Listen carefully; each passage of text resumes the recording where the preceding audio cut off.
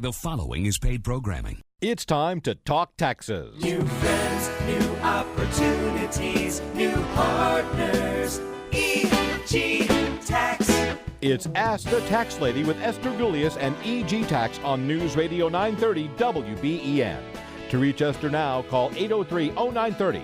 Toll free at 1-800-616-9236. And cell calls are free at star 930.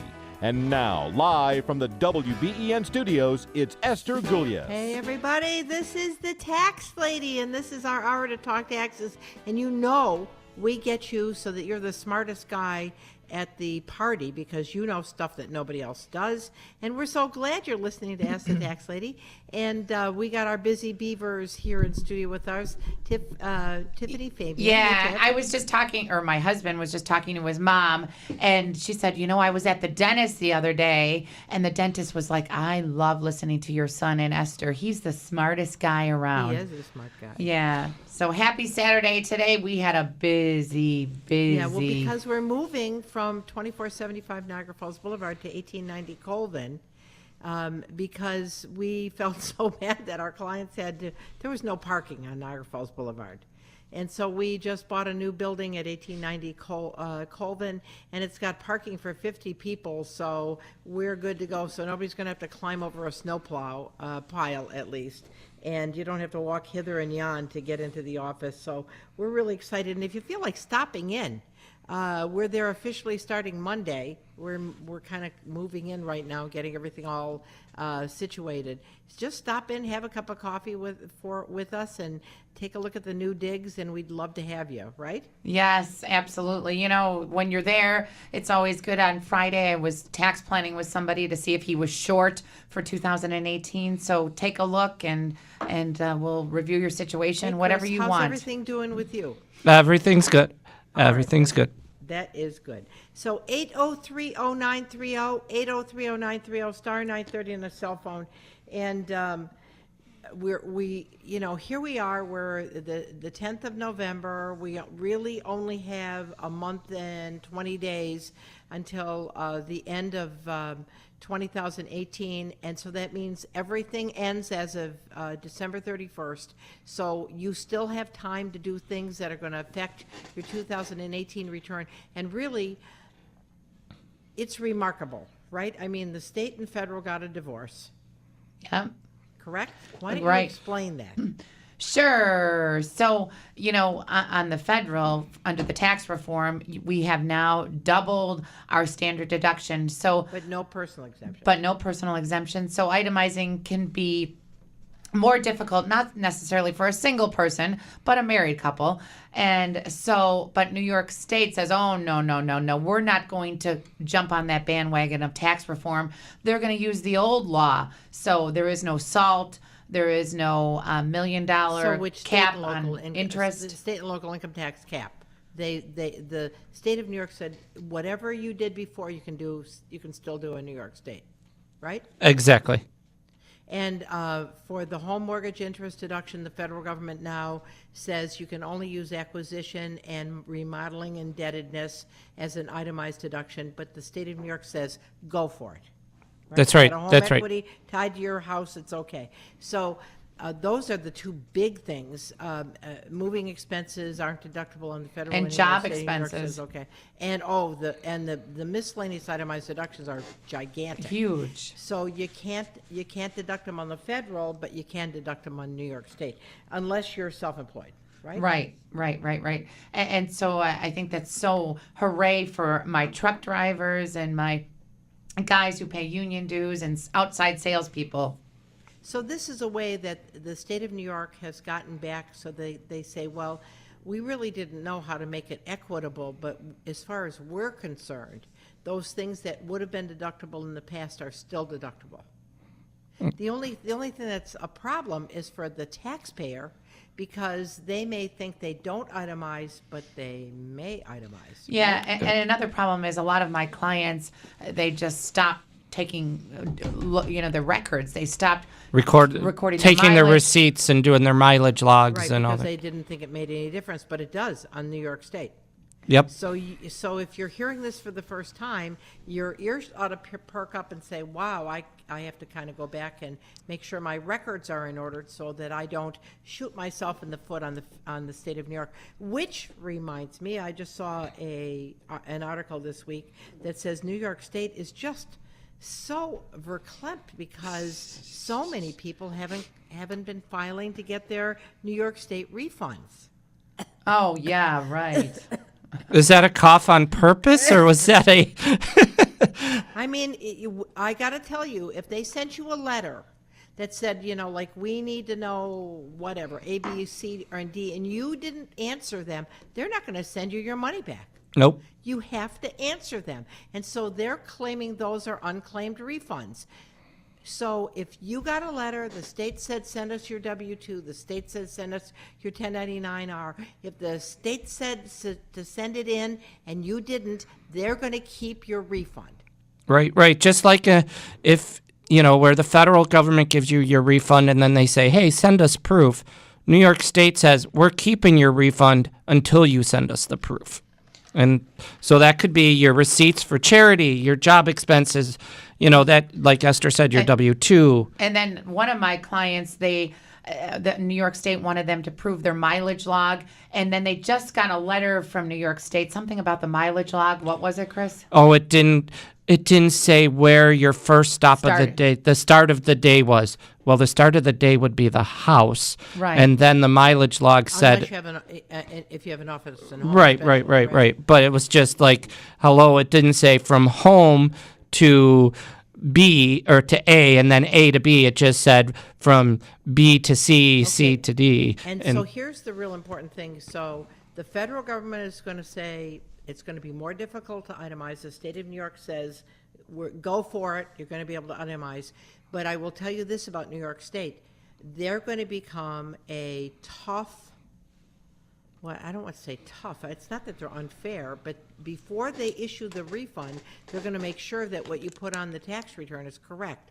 So you want to make sure that you have all your books and records together, because before they send the refund, they're going to ask for the proof. Now, I would suggest you change it's not the W-4, but it's a New York. IT-2. In other words, have them get less money so that you have more like a break even on the state of New York. So when you do everything you're entitled to, you may be waiting for $100, but you're not going to be waiting for $2,000. Right. Yep. Right? Yep. And if you need help with that, EG Tax will help you at no charge. That's right. Really important that At our brand new headquarters at 1890 Colvin Avenue. Right. And it's the IT-2104. Thank you, Chris. You're welcome. All right. So I'm Esther Golias, the tax lady, 803-0930, 803-0930, star 930. And we want to talk about today our subject of the day is what a common law employee is. It's extremely important because this year, those of you that have small businesses, you have subchapter S corporations, employees are more important than ever, and we'll explain why later. And you want to make sure that if you have somebody that is an employee, that you are following common law employee rules, correct? Correct. Right. We just talked about this in my tax class the other day. So we have callers waiting on the other side. We're going to take a short break. We'll be with you and your calls on the other side.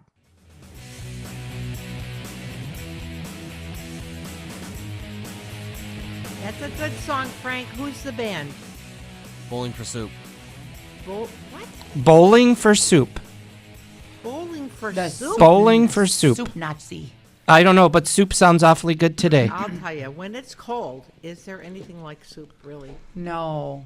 I'll tell you, it gets you in the spirit, though, of things, doesn't it? I mean, it feels like everybody's, like, way ahead of the curve. Already in Thanksgiving. Christmas Right mode. after Halloween, it was like they talked about Christmas, and it made me crazy. Right. But- They're already playing lots of Christmas music on the radio. That's for sure.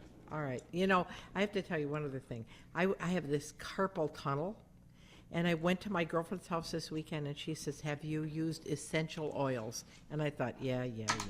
So she gives me this essential oil. I rub it on, and I don't have carpal tunnel anymore. Maria Rickard uses those. One of her clients does it, and Maria, I think, uses it for her migraines, and they work wonderfully. I can't tell you. For those of you that have pain, try essential oil. Yeah. I just ordered like a case of it because I'm not If going it to have it. helps. I'm not going to be without it anymore. Right. Because I had so much pain with this carpal tunnel. And it smells so and I nice. avoided I avoided surgery, and I do smell like maybe gasoline.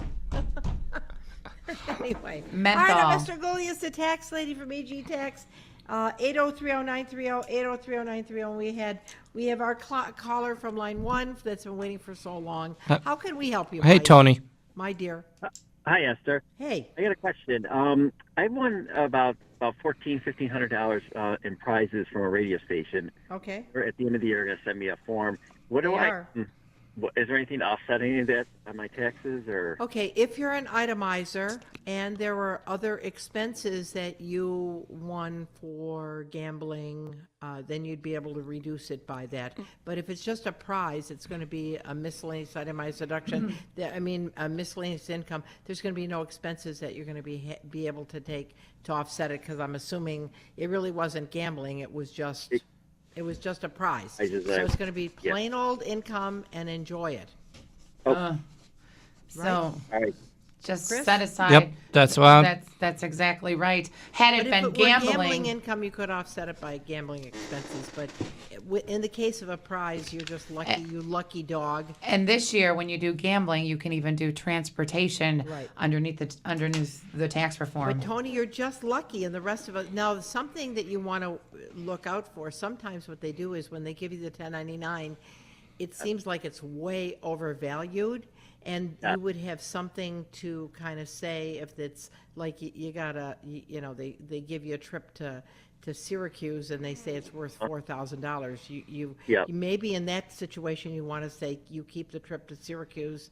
I don't want to pay taxes on $4,000. So be very careful. Wouldn't you agree with that, you guys? Definitely. All right. Okay. And most of them were smaller prizes. So it really wasn't, they're just cumulative throughout the year. So Well, that's cool. That's cool. Well, good. You're just a lucky guy. Or fast on the phone. all right. So, All right. Thank you, Tony. Hey, I'm Esther Gullius, the tax lady, 8030930, 8030930, star 930 on a cell phone. We got Steve. Hey, Steve. Steve, we lost Steve, but we're going to go to Pauline. All right, Pauline. Yes. I have a question about estate and gift taxes. Sure. I have all my stocks and CDs in my name and upon death in my children's name. Okay. Now, I'm looking at the 2018 tax fact sheet, Sure. and it states estate and gift taxes exclusion is $11,200. Okay. So I will be taxed on all the above that'll be taken off of my estate. No. That's not how it works. Wouldn't? So, okay, so Pauline, how much did you give maximum to each child? Well, actually, the total amount will be about $200,000. No. How much did you give to each child? Each child, well, let's see, I'd say about 120,000 divided by 4 would be like 40,000. All right. So are you married or is it just yourself? So I'm single. All right, so you're widower. All right, so Tiff and Chris, why don't you explain what happens? You first take off the gift tax exclusion, right? Yep. And then the balance is what you would do the gift tax on. Is she going to owe any gift taxes? No. There will be no money owed. It's just a paper return that has to be filed. Correct. Oh, So just because you exceeded the gift tax exclusion doesn't mean that you're going to pay gift taxes. It means that upon your death, the unified exclusion is going to be reduced by the amount over the gift taxes that you gave to your children. And so therefore, if you have an estate worth less than around $2 million, you're not going to pay any estate taxes, gift taxes, and you don't have to worry about it. I see. Now, well, then when my children do on my death and that, they will have to pay taxes on what they receive. No. no. You're not worth over $10 million, are you? God, no. No. I don't even see the $500,000. Let's put it So, that way. so there is So- going to be no You know- taxes due on your estate, no taxes due for your children. Nobody's going to pay taxes. And Pauline, you ask a really good question because that's very, very confusing. Yeah. Yes. Now, this is both for federal and state, then. Well, the state has lower levels $5 than million. the federal, but you're good to go on the federal and the state because your estate is worth less than $5 million. Oh, okay. Thank you very much. All right, but you have to remember, you do have to do a gift tax return. But just because you're doing the return doesn't mean you owe any taxes. It's more of a nuisance kind of thing, so they can keep track of the money that you gave to your children. But he'd have to do it, right? Right.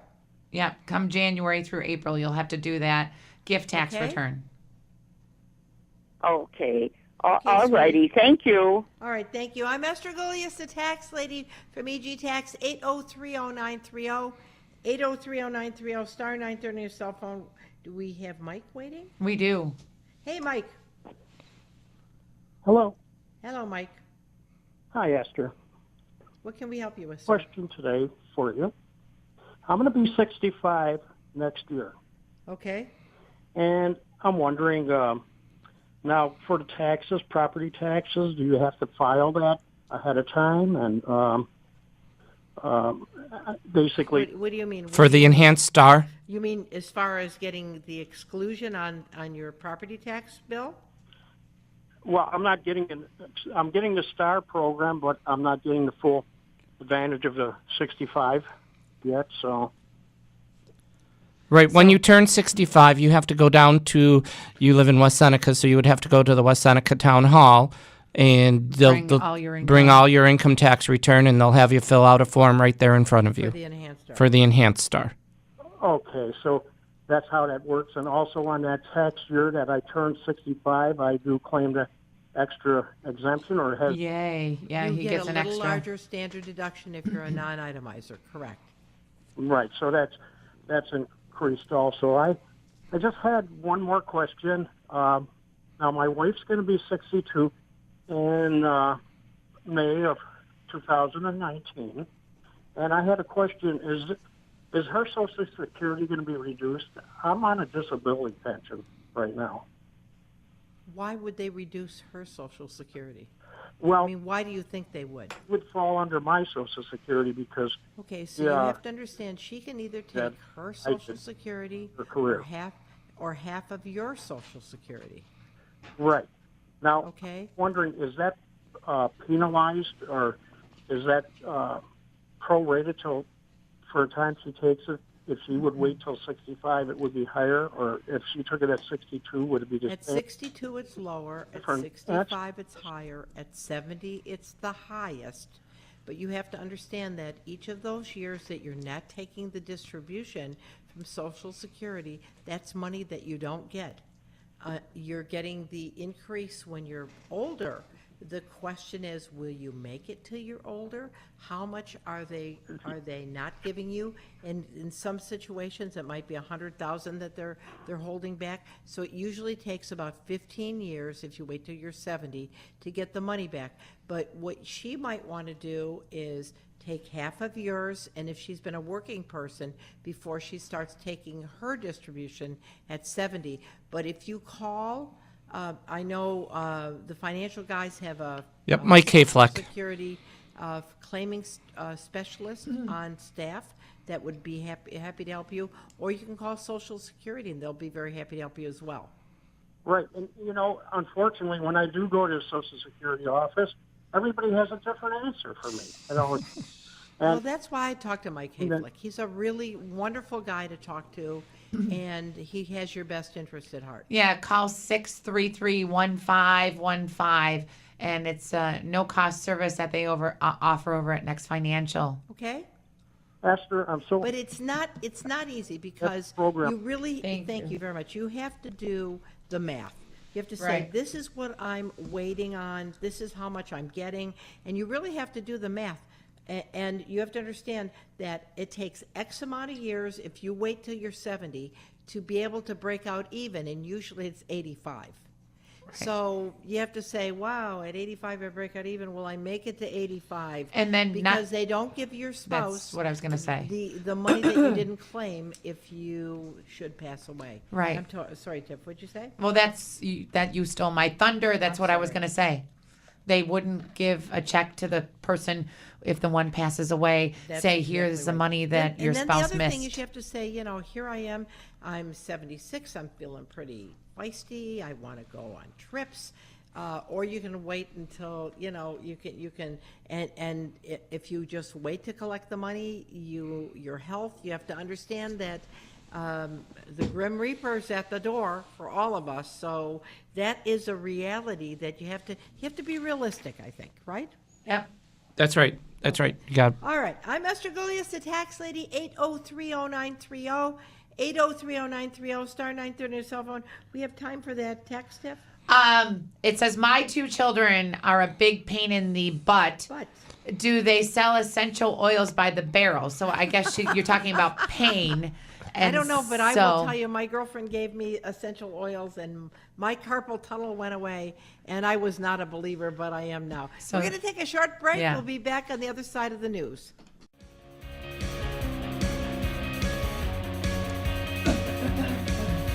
Hey, I'm Esther Gullius, a tax lady. And we made taxes exciting because I'm going to tell you, there's something in the code that has something to do with everybody. And whether you got your house that you want to gift to your kids, you're thinking, oh, over Christmas, I'm going to gift my house away. You really got to talk to us because it isn't as simple as that, is it, guys? Nope. We, I hate to keep drawing on this, but my tax class and I just talked about this. If you gift your house, it backs up to the original basis that mom and dad paid for And it. So the you kids really end up paying the taxes. So you got to be really careful. And that's part of what we do. We don't charge you for consultations. We want to help you. So if you need help during the week, you can call us at 632-7886. You can go to our website at egtax.com. We certainly want to help. And we got a new office at 1890 Colvin. We have moved out of 2475 Niagara Falls Boulevard. That office is open as a branch office during tax season. We have wonderful staff in there. We're over in Colvin, and I'm so either excited office will take really good to care of have windows. Our last office was like a vault, and there were no windows. You know why we did that? Because it was so cold. Yeah. Hello. What Yeah. do we got today? Snow? Right. Because it was so cold. I used to sit in there and chatter. All right. So why is employees so important this year? Because if you're a small business. Right. Well, first of all, employees aren't going to be able to write off their expenses anymore. Right, So that's true. But I mean, that's- as an employer, why do you care about employees? Why don't you just make everybody a 1099? Because you can't. But once you get into the 20% deduction for the 1099A, then after 300 some odd thousand, then you have to look at the wages you pay to your employees. That's true. So wages are extremely important, especially if it's a larger subchapter S corporation, because you're not going to get the pass-through unless you're paying wages of some type, because the pass-through is either 20% or 50% of your wages, or 25% of your wages plus 5% of your adjusted basis of your assets, non-adjusted basis of your assets. So if you're looking to do the pass-through, you want to make sure that you have wages. That's not the only reason. People don't understand that just if you're an employee and you're getting a 1099 from your employer, that's not right, because you're probably a common law employee, which means that your employer exercises control, provides supplies, pays you an hourly rate that you're expecting. You can't substitute people coming in your behalf. You're not self-employed. You are an employee, and that's very important because your employer should pay what? Your half of your FICA, Right. your New York State disability, Yep. right? Yep. Medicare. Your half social, of your social FICA, security, Medicare, yeah, right. yep. Your, And- your and workman's your comp. Workers' comp. And so Your- if you're somebody that your employer's been giving you a 1099 all these years, you really ought to call us because we'll call your employer and say, boy, are you potentially going to have a big problem. Right, right. Yeah, because you don't want to get caught in that cookie jar. Right. Oh, that cookie jar. What if one of your employees gets hurt? What if you're, you're. I can think of some guys that were clients of ours one time, and they were contractors. And so they had all the guys that were working with them, they wanted to put them on 1099s, and we said, no, you can't do that. Well, what happened was New York State audited them on previous years, and they got in so much trouble. Ugh. I believe the company was shut down. I could imagine. Well, either that or they filed bankruptcy because they couldn't afford the Yeah, penalties. I think they did both. Yeah. But the thing is, if you're a small business out there and you say, well, I don't really want to pay the payroll taxes, that's kind of, when you put your I'm a small business owner hat on, you make a vow that you're going to do what's right. And as an employer, you have to pay workers' comp. You have to pay half the FICA, and you have to give a W-2 at the end of the year. So that's a way to, otherwise you really are potentially getting yourself in trouble, Yep. right? Yes. So, and that's what they call a common law employee. You exercise control, you pay the supplies, you tell them how much you're gonna get paid, you tell them when to come and go. Yeah. They can't substitute somebody to come in and do their job. And- You're the boss. And then, Esther, a lot of people get it wrong too. That say you have somebody who works in your home and they do childcare just in your home, or they just clean, or they're just a cook in your home. You're a household employee too, and so you're their employer. And so a lot of people get that wrong as well. That's exactly right. That's Yeah. a good point, Tim. Yeah. Okay, I'm Esther Gulius, the tax lady, 803-0930. 803-0930, star 930 on your cell phone. Good day to build a fire, I think, in Yummy. your fireplace. Let's go to line 1. Hi, how can I help you? Jim? Jim? Oh, thank you. Yes, thank you, Esther. I have one question. I have a self-directed Roth IRA, which I have income property in. Sure. I want to know if I pass away, does my daughter, will she receive the Roth IRA with the property? Does the property have to be sold? Well, you see, a Roth means that if you really have a Roth IRA and you're really conforming to the rules and you're not taking any money out and you're doing all that you're supposed to do, she would then inherit the Roth, which would mean that inside the Roth is Is a trust, which is set up. Right. Yeah. Do they pay the rent to you or to a trust? Yeah, to the trust. Okay, good. Equity trust, actually. Okay, so let me ask you this. Do you have a large pension plan normally, Jim? No. So do you have, how much do you think you have set aside for your retirement? My Roth is my retirement. Well, it's a Roth, so I can take money. Okay, but what do you think your Roth is worth? Maybe 250,000 maybe. Okay, and you have any other pension plan besides that? That's with the property, though. Okay, do you have any other pension plan besides that? No. So your only other income is Social Security? Yes, I have a very, very, very small pension. So do you know, here's the thing. Do you know that you would have gotten that money tax-free had you not put it in a Roth? So when you rolled that money over... No, my Roth is generating a lot of cash. So a lot of income because the rents come in tax-free to the Roth. So. Okay, but do you know that had you not put it in a Roth and had it just been in an IRA, which would have been still tax-deferred, you would have not paid any taxes on it, and it wouldn't have been in a Roth. So what happens is many times people go into a Roth thinking that it's never going to be taxed, but the truth is it's not going to be taxed anyway because the standard deduction and personal exemption, the standard deduction and the new standard deduction and the over 65 exemption is so high that you wouldn't pay taxes on it anyway. I'm just saying that a Roth, not an income property, the best it would make would maybe 8 or 9%.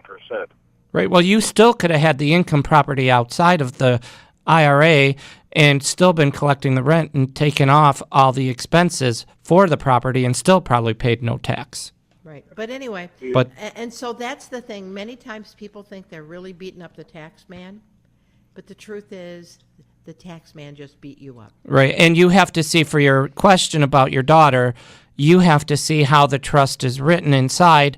Does that rental property get sold when you die and then there's just cash in the Roth IRA, or does the Roth IRA continue to hold the rental property?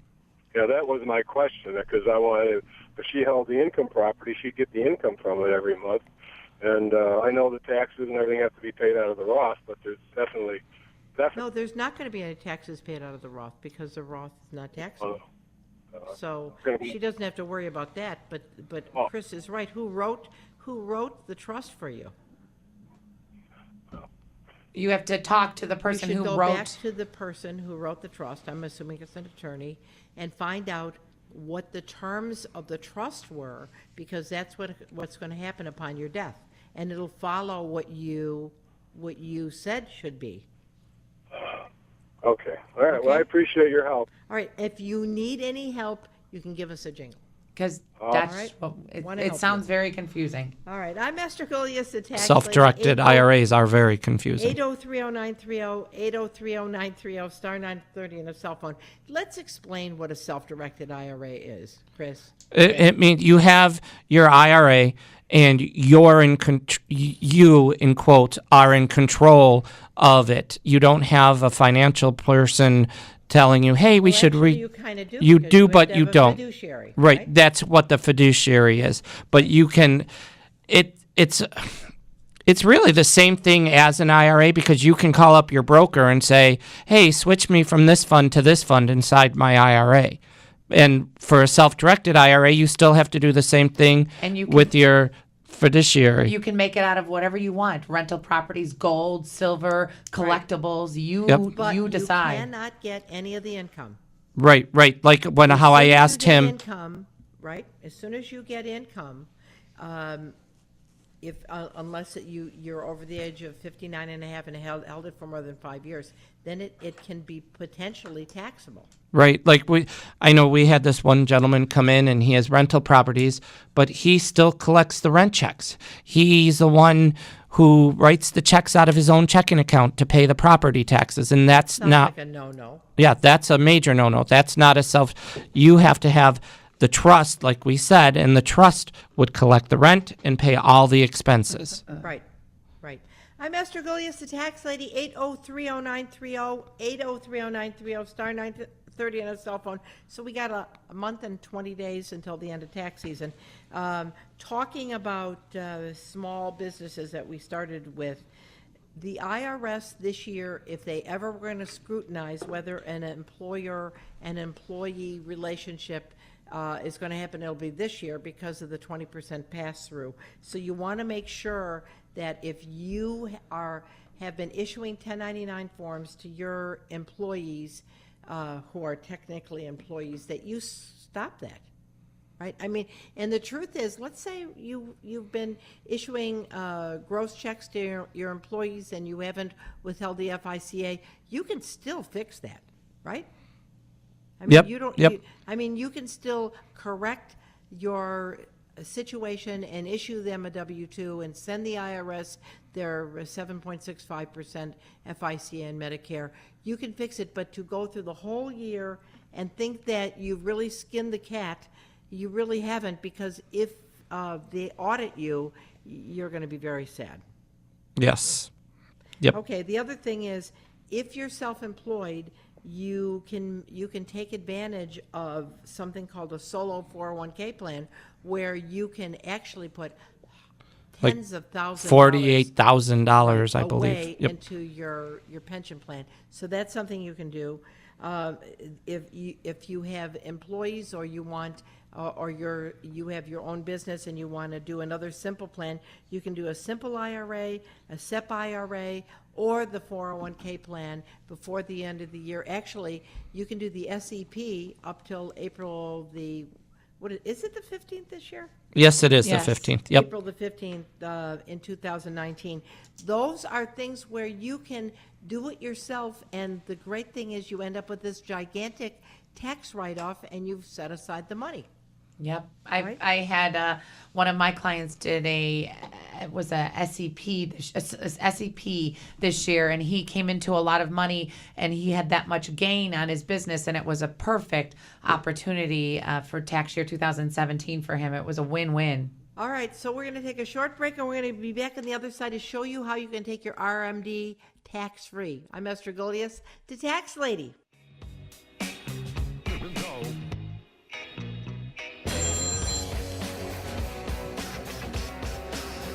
Esther Golias, the Tax Lady. Is this Sabres music? 8030930, 8030930. Star Could have done 930 on that. the cell phone. Hello? We're here. We were talking about the Sabres. I think they tied it up. They're going to a shootout. Isn't that great? Yes. At Yes. least something that's called Buffalo Is doing pretty is good. doing pretty good. Yes. You know, Yay. I think if I was the coach, I'd do better than. Those and I- men, and I don't know they that would never much about leave the football. field. If you were the coach, they would just drive and Yeah. practice. and- Okay, let's talk about, all right, so let's say you're over the age of 70 and a half, you got an IRA, and oh my gosh, you got to take your RMD. But let's say you're also somebody that likes to give money to charity. So if you do a rollover from your IRA to the charity, you fulfill your RMD requirement, it's not going to be taxable, and you can save a lot of money. So, for instance, let's say somebody has $1 million in an IRA and they're supposed to take out $40,000 in an RMD, okay? They would end up with their Social Security and other income of, let's say, $75,600. If they itemize their real estate taxes and everything, it's going to be limited to $10,000. And so after their itemized deductions, they're only going to have taxable income of $40,600. Had they rolled over, let's say, $25,000 of their money from the RMD into a charity rather than getting it, then what happens is they get the benefit of the increased standard deduction, and they wouldn't pay any taxes at all. So they're going to save about $5,000 in taxes by doing the direct rollover from your IRA to a charity, if that is what you are inclined to do. I was talking to somebody yesterday, and they usually give about $15,000 to charity every year. And I said, well, if you did the IRA rollover from the IRA to the church, you save the $15,000. You know, so it's a phenomenal way to. But I give want to the your tax charity. write-off, Esther. No, it makes less of your Social Security taxable. Yeah, it's a good thing. So I will tell you, if you're wondering how it works, give EG Tax a call. We're very happy to help you. But I will tell you, it is a great tool to have in your tool chest, especially if you're somebody that gives to charity. Now, I wouldn't do that if I wouldn't give to charity if I didn't want to give to charity, right? Right. But this is for somebody that's going to do it anyway. And it doesn't have to be your church. It could be any not-for-profit organization out there. Any All right, let's go qualified. back to the phones. And we have Lauren. Hey, Lauren. Hi. Hi. Hi, how can we help you, dear? I was just calling to ask about the company that Tom Bowerly recommends for a heating and cooling company. Oh. I will put you back on hold, and we'll have Sorry. Jay answer that, okay? Okay. Thanks. Yeah, because I don't know anything about heating. Hey, and cooling. today's a good day. You might start thinking about I think that. that's why she Yeah. needed it, because Isn't that the truth? I'd hate to be one of them today. That's for sure. That's for sure. Um, Okay, and then the other thing is, let's go back to like our caller before that was talking about a Roth. Just because it's tax-free doesn't mean that you should do it, because the standard deduction plus the over 65 deduction is so substantial that it's like the first $28,000 of income that you get is going to be tax-free. So had you put money into a Roth, which meant you either didn't get the deduction or you did pay the taxes up front when you rolled it over from your traditional to a Roth, that means that you're paying the money up front, and when you take it out, it's not going to be taxable anyway. Pretty cool. I mean, and so the thing is, when your broker suggests that you do that, really the only person that makes out is your heirs. Yeah, I again, in my tax class are two stockbrokers, and we were having this discussion, and they're like, yeah, but it grows tax-free, and it's amazing, and you should take advantage of it, and your heirs benefit. And I said, that's about the only time. But when I die, but you, who cares? alive and kicking now, don't benefit. Right. Go on, Chris. Oh, I was just saying, but when I die, who cares? But who knows what... When I die, the law may change, the tax rates may change. Their tax rate may be 10% when I'm paying 22% right now. That's true. And I have seen people pay at 25% to roll over from a traditional to a Roth. But had they waited until retirement, they would have paid zero. Right. So they paid 25% right now, and then on $100,000, that's $25,000. Had they let it grow tax deferred, and that was their only source of retirement income, they would have paid zero had they let it grow. Now, it is true that their heirs, had they died right after retirement age, would have inherited, and it would have been taxable to the heirs.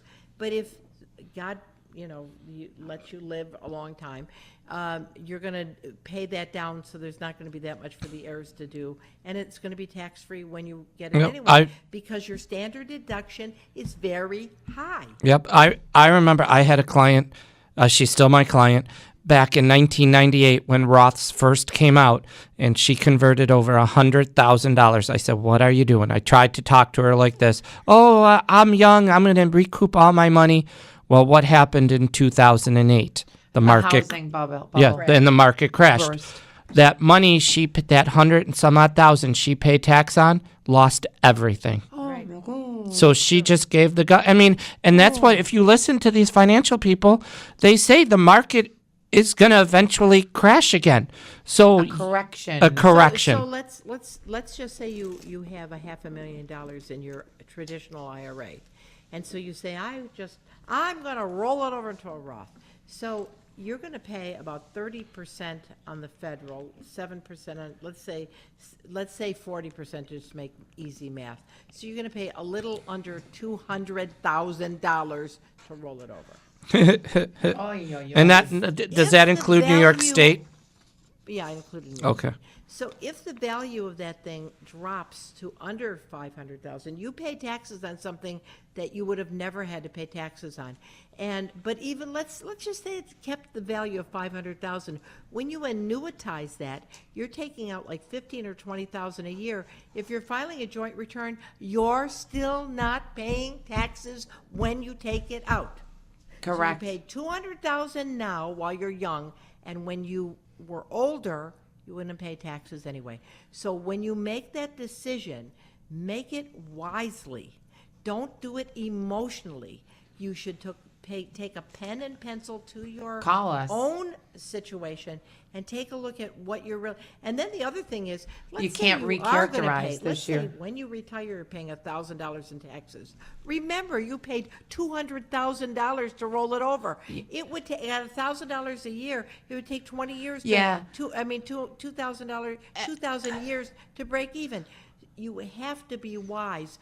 Remember, they didn't come up with this because they think it was so wonderful for you. Yeah, and then under the tax reform, I remember listening to you occasionally talking to your clients, go to your broker and recharacterize this back to a traditional. In 2018, there is no option of going back and recharacterizing. They changed that law. If you, during the year, talk to your broker and he said, we really are, and then you are sitting down with your tax advisor during February and they say, okay, well, now you owe $60,000 because you moved from a traditional IRA to a Roth. too late. Yep, I know. Not recharacterize. I mean, that's why we say all the time, call us before you do anything. Yep, because we had yesterday, it was like 6 o'clock at night. Mike called us from the financial guys, and he put one of his clients on the phone, and he thought he could do a 1031 exchange on a house he sold in Florida. He goes, but my 120 days are up and are coming up really fast, and I don't have a house yet. I said, well, first of all, do you have a mediator? He said, no. I said, did you get the money for the house that sold? He said, yeah, it's sitting in my bank account. I said, then you can't do a 1031 exchange. He goes, what do you mean? I researched this by myself. What I was gonna say. He did research, and the problem is that the code is so confusing. You really, even if you do your due diligence, you need a professional to sort it out. In Washington are writing all the rules. It ain't easy, and we want to make sure we help you. So I will tell you, this year when you're sitting around the Thanksgiving table next week and you're talking to everybody, I will tell you, don't assume you know. And software may get you a correct mathematical return, but you don't know if you did the correct logic from a tax deduction standpoint. So you want to make sure, if you have any questions, you can email us at egtax.com. Happy to help you, right? Yeah. You can call us at our corporate headquarters at on Colvin Avenue, 1890 Colvin, at 632-7886. But the bottom line is, we really are in your corner, and we really want to help you. And just because everybody says, go left, young man, maybe you should go right, right? Yep. All right. Correct. Everybody. Well, I hope everybody stays warm. This is the kick in the teeth to get everybody to understand that winter is coming. It's hard to believe, because you think to yourself, how can winter be coming when it was such a great summer? But, you know, it does. It happens. Until next week, I'm Esther Gulius, the tax lady, with Christopher Fabian, Tiffany Fabian. And if you need the best tax help, give us a call. Have a great week. God bless you. Bye-bye.